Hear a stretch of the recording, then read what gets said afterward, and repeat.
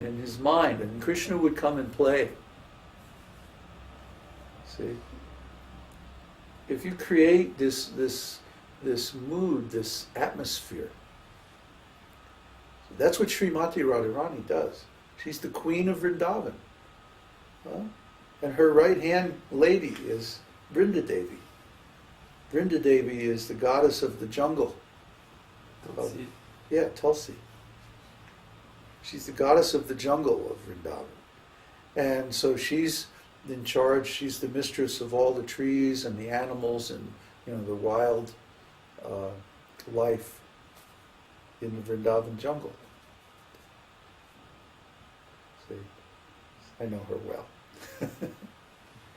So, we have relationships with all of these personalities because of our devotional service. And then we get to know them. And I mean, this is just so much more wonderful than worrying about, all this material nonsense. And I mean, you can't imagine, it's just so wonderful. But why would anybody want to be stuck in material life and all this pain and suffering and just temporary existence when you could be in the spiritual world playing with Krishna and the cows and the gopis and the birds? And, I mean, why would anybody want to do that? I don't get it. So, anyway, are there any final questions? There's, I have a question about the stages of spiritual development with the faith, service to the Guru, like that. Is there any relationship with those and Paramatma, Bhagavan? Or is it sketchy? Well, actually, yeah, there's no hard and fast relationship. Okay. But generally speaking, a person has to attain at least Paramatma realization to reach Anartha Nivritti.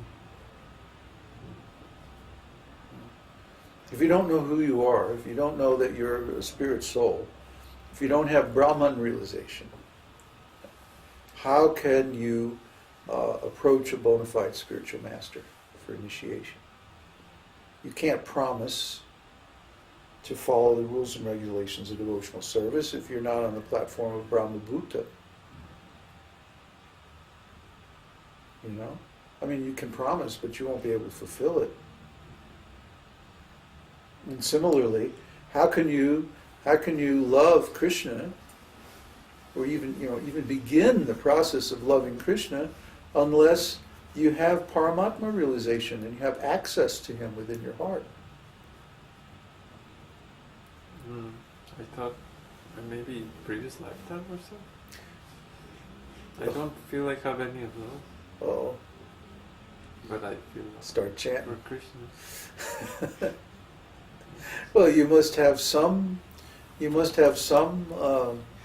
realization of those things, or how, like you say, how could you feel love of Krishna? Yeah.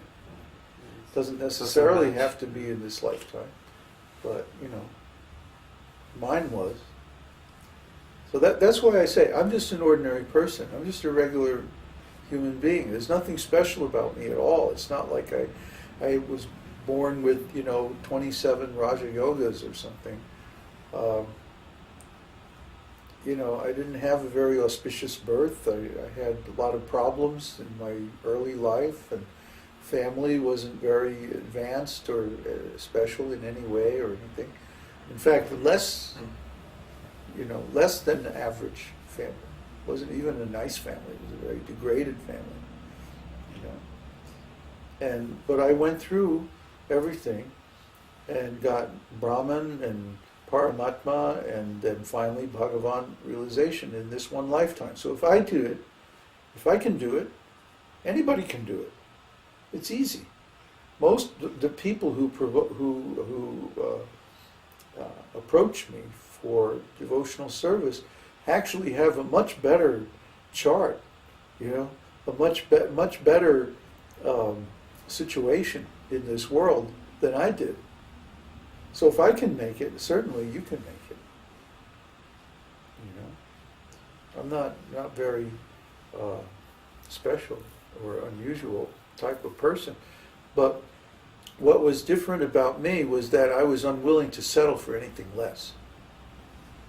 My godbrothers were all willing to settle for a religious group and for a process based on politics. I was unwilling to settle for that. I refused to accept that. Because I could see there was something better in Prabhupada's books. So why aren't we shooting for that?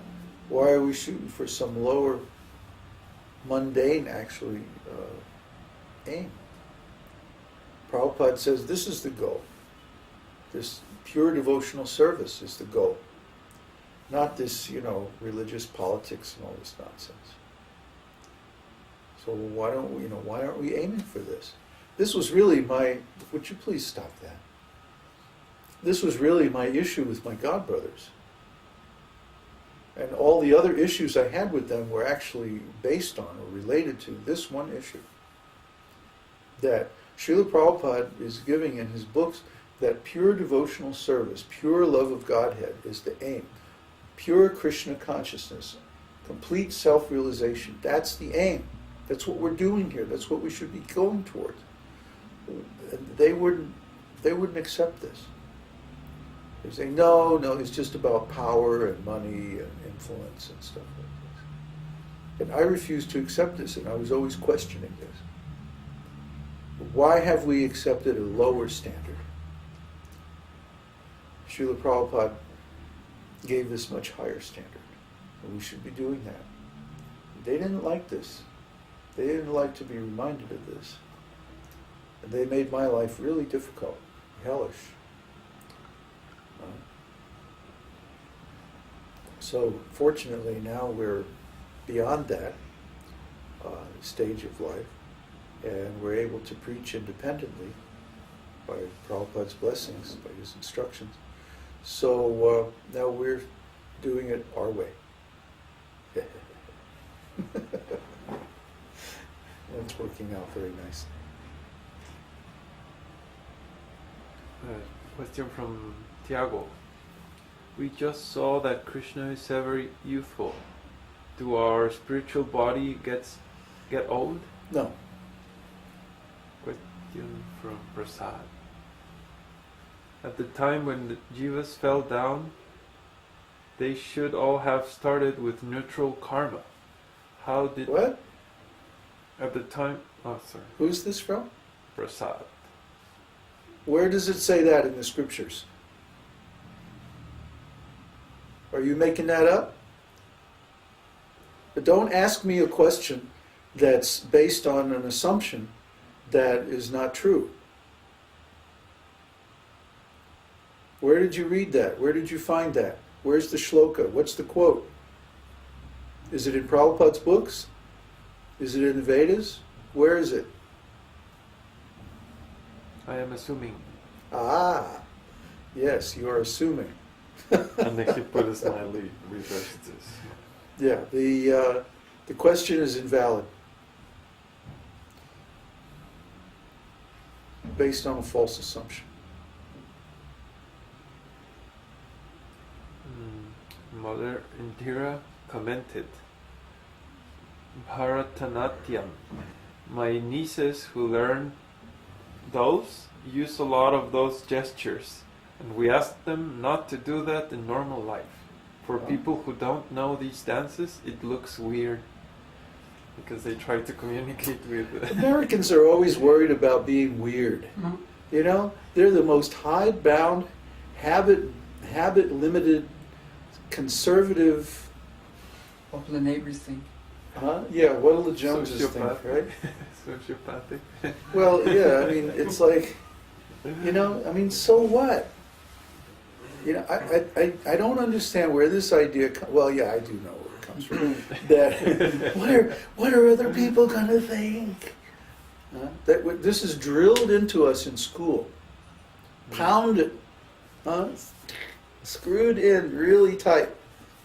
That, what are other people going to think if I'm different? But everybody's different. Everybody's unique. Everybody's an individual. What's the problem?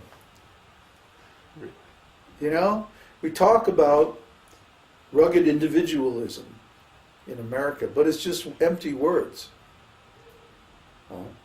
Actually, Americans are afraid to be any different than anybody else. They're deathly afraid. Panicking afraid. Yeah, let them express very nicely in gestures. Why not? You know, it is a sign of intelligence to have a larger vocabulary in words. But what about in gestures? What about in body language? What about in motion? What if we have a larger vocabulary of body language than another person? See? Like, for example, if you study Sanskrit, you know how to pronounce